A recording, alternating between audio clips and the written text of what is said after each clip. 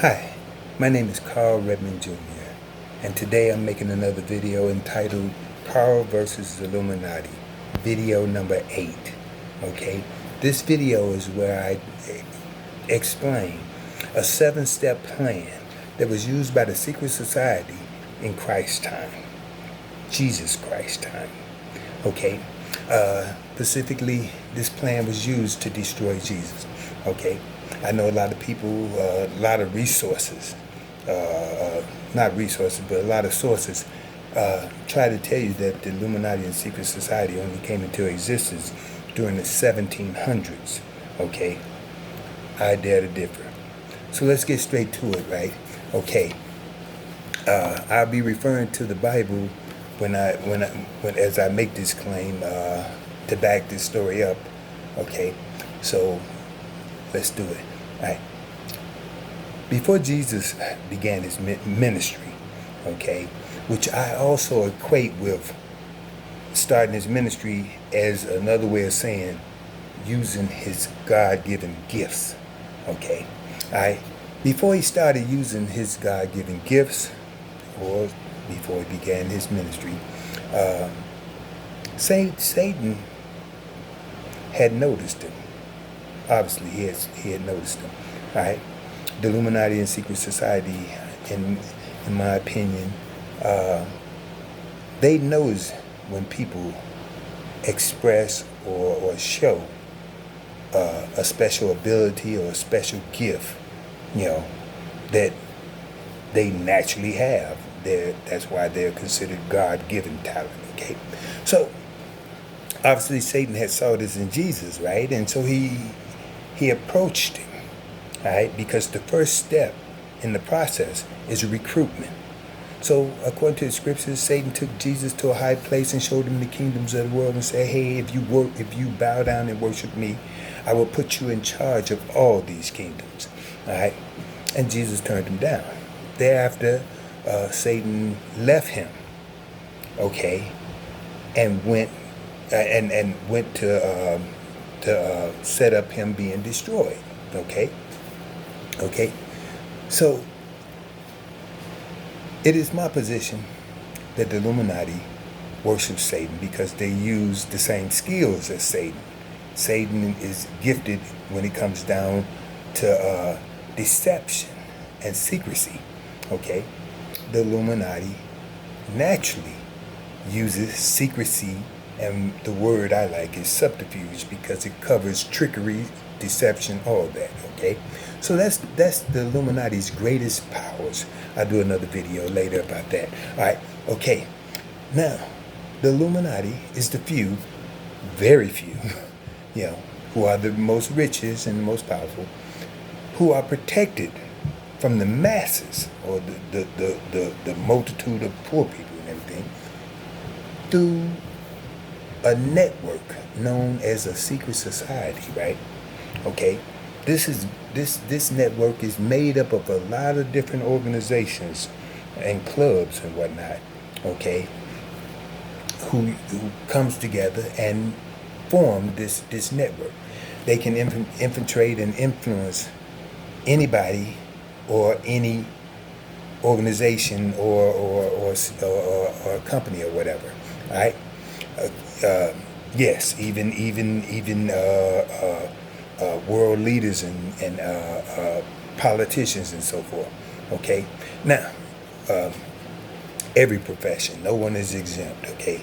Now, that's the first step, recruitment. All right. Now, the Illuminati, okay, who controls the secret society and who is protected by the secret society, okay, they carry out the wishes of the Illuminati. Okay, so in this case, since the Illuminati, wanted to destroy Jesus, right? Okay, they turned the task over to the secret society, who used the next step, isolation. Whenever the secret society is attacking anyone, they're going to isolate that person. Yes, your friends, family members, this is not going to happen all at once, and it's not going to happen right away. And it's a gradual thing. That's how it's main. That's why it's hard to identify or recognize, because it's a slow process. They got time. They'll take time to do this, right? Okay. Now, like I said, so if we look at the story of Jesus in the Bible, right, we notice that when he started his ministry, that he was not around his family. He had left his hometown. He moved around. He moved by himself, right? Okay.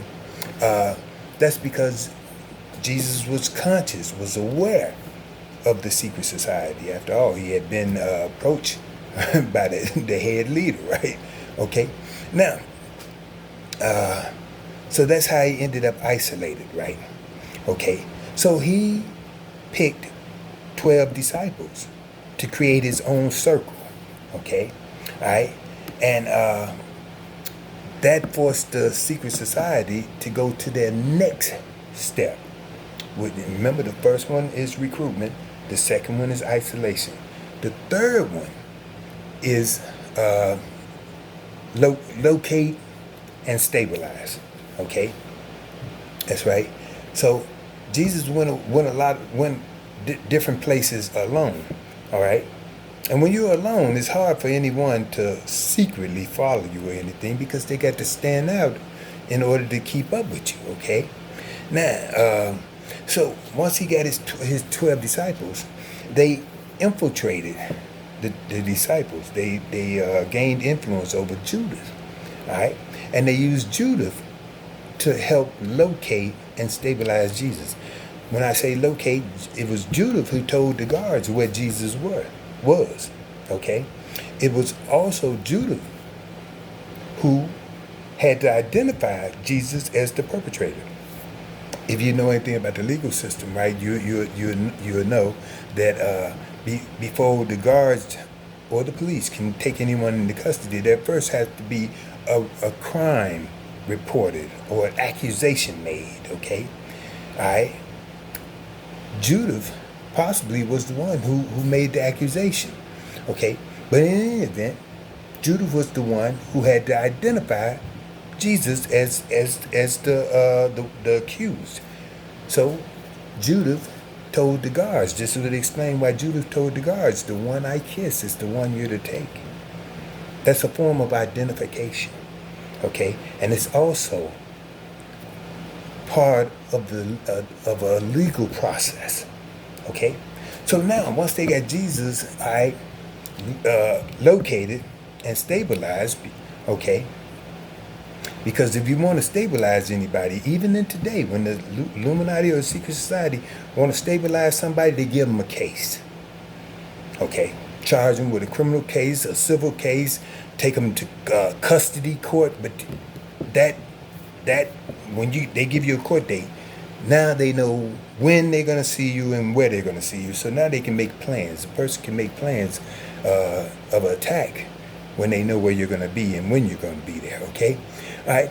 Now that takes them to the fourth step. The fourth step. Once the guards took him into custody, they had to move on to the secret society. Had to move on to the fourth step, which is turn him over to the authorities. The authorities is like when the police turn an accused over to the state's attorney or the district attorney. Okay, these are the ones who decide whether they're going to even prosecute him, not innocence or guilt, whether we even want to try him. If he did something wrong and he's one of our members, we're going to let him go.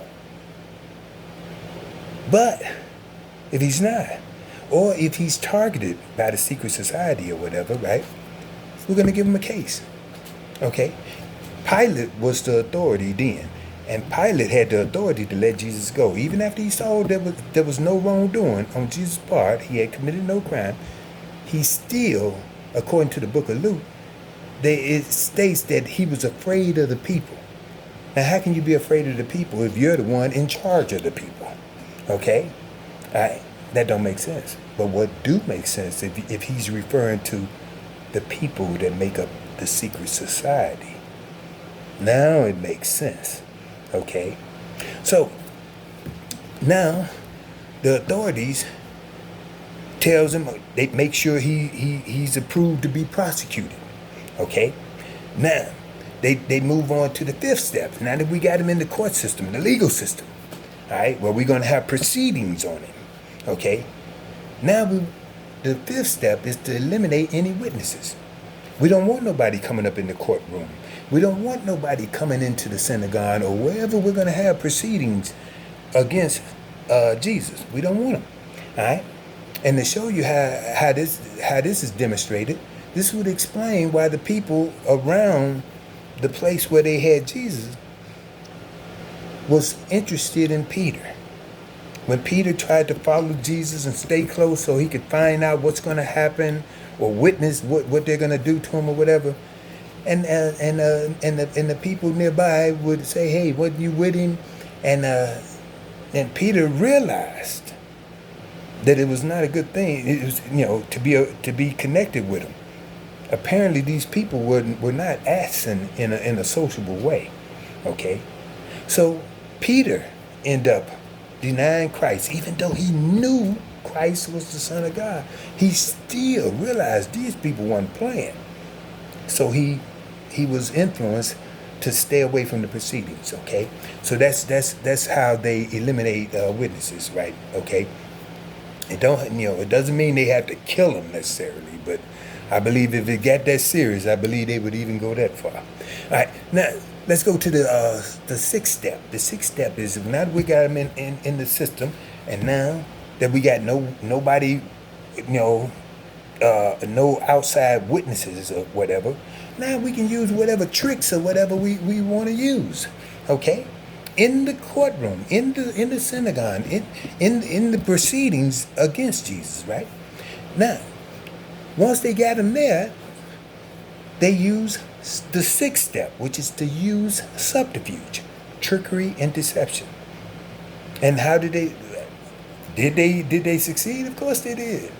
They tricked the public. Notice how they did that. They tricked the public into treating an innocent man like a criminal. They made the public treat Jesus like a criminal and let the criminal go free like an innocent man. All right? That's how deceptive they can be. They can get people to do what they want them to do, whether it's right or wrong. Okay? All right? Now, let's move on. So they use subterfuge in order to trick the people into treating Jesus like a criminal. Okay? All right? The final step is the seventh step. The seventh step is, naturally, I'm telling you this because I don't believe, I'm 59 and I haven't heard anybody talk about this. So I think it is meant for me to tell the story, so I'm going to tell it. Okay? Because I don't know about nobody else, but, God has been good to me despite me being attacked for the past 30 years by a secret society in today's world. All right, so the seventh step, cover up your trail. It is my position when I read the scriptures that the secret society, hung Judah. I don't believe Judah just went out and hung himself. The damage is done. You got the money, that you was paid. So why? You got what you wanted. Why commit suicide when you no? And I believe the same thing goes on in today's world. Okay. Example, this guy named Anthony Bourdain. While he was poor, he didn't never commit suicide. But once he got rich, successful, and was loved by all his fans, all of a sudden they find him hung in a rich Paris hotel. Now that don't make sense. Okay. What about Epstein in prison? He's got tied into an international sex trafficking ring, and now he's in custody. Nobody's finna wait for you to tell the story. These people are not finna wait for you to tell the story. So, he ended up home. Now it's up to you. Now this is my version, my opinion. Okay, I'm sharing it with you because I'm in a position where I know things that I've experienced things that the average person haven't. All right, and I don't believe no one's going to have this talk with you. I'm talking about the ones, not the ones that are members of the secret society and Illuminati. They already know what I'm saying. But I'm talking about the ones like me who are a little guy, just trying to do the right thing in life, right? You work hard, you make a living, and you don't have to worry about any tricks or anything. But no, it wasn't like that. So they've been using the secret society against me, and now that's why I entitled my videos "Car versus Illuminati," because I'm telling them. And now this it goes back. Don't believe them if they say the Illuminati started in 1700 Christ time, right? Now I don't want to discourage everybody and get everybody feeling depressed or hope. Heaven forbid. I don't want nobody to feel hopeless. No, sir. All right. I'm just trying to bring your awareness up. I'm just trying to give you food for thought, okay? It's up to you. If you don't see nothing in this, let it go. But if you do, then this, I got one view where a guy told me, now all this stuff makes sense. Okay, well, my job is done. I just wanted to save one person who may be going through the same thing I'm going through, okay? Now, the other thing I wanted to point out is, there's certain things, that's the 7 steps, okay, that they use to destroy Jesus with, right? The other thing is now, come on now, you people know that the scriptures and you know the gospel, right? Okay, they still couldn't have killed Jesus if he didn't want them to be killed, okay? That's the good news. Don't lose sight of that, okay? All right? He gave his life, right? And he knew all about these people. Now, the other thing that gives support to the fact that Jesus shows that there was a secret society was the fact that he chose to teach using parables, talking in secret, because he knew what he referred to as the Pharisees and the Sadducees, right? Officials and rich people and stuff like that. They were planted throughout the crowds, the multitudes when he taught, okay? So that explains why he used parables instead of just talking straight out to the multitude, okay? The other thing is that supports the fact that there was a secret society back then. When he was on the cross and they did all this to him, and he prayed to God, God, forgive them, for they know not what they do. That's because he was forgiving all the people who had been tricked and deceived by the secret society and Illuminati, okay? That's who he was forgiving, okay?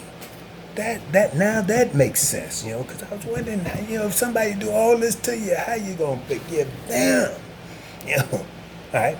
But it may have included even the people who did this, because Jesus, like I say, was above all this petty social revenge and all that stuff, okay? All right, let's move on, all right? Another thing is that implies that Jesus was conscious and demonstrating that there was a secret society was the fact when he says stuff to the multitude like, you have eyes to see, yet you do not see. And you have ears to hear, yet you still don't hear. That's because the secret society can do stuff right in front of us. Yes. They deceived me for years, all right? It's true. It's only by the grace of God. God has to help reveal some things to you before you figure this stuff out, right? Okay? All right. The final thing is that I wanted to point out was, don't forget that Jesus said while he was hanging on the cross, when he addressed the criminals that was hanging on the crosses beside him, he could pray to God and have God send a legion of angels to defend him if he wanted to. We're supposed to model Jesus, so I believe that goes for us too. All right? Otherwise, you wouldn't be checking out this video and I'd have been dead. Okay? All right? But nope. I'm still here.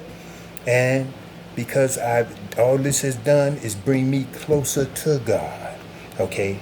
Well, now I can understand how the prophets and Jesus, you know, refused to give in to their material promises. Okay? All right. Well,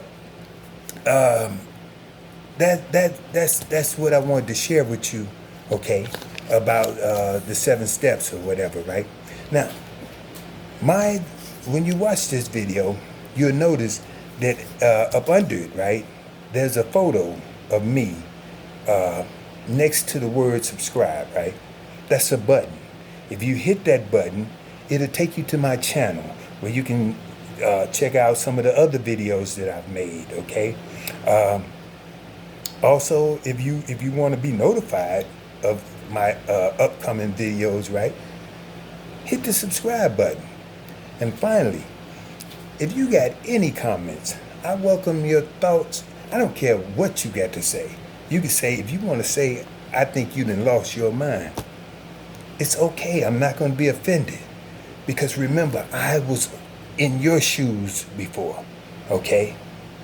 But the one thing you are not going to do, that I'm not worried about, you're not going to prove me wrong. All right? So with that, I'm Carl Redmond Jr. Thanks for watching this video. May God bless you. Love.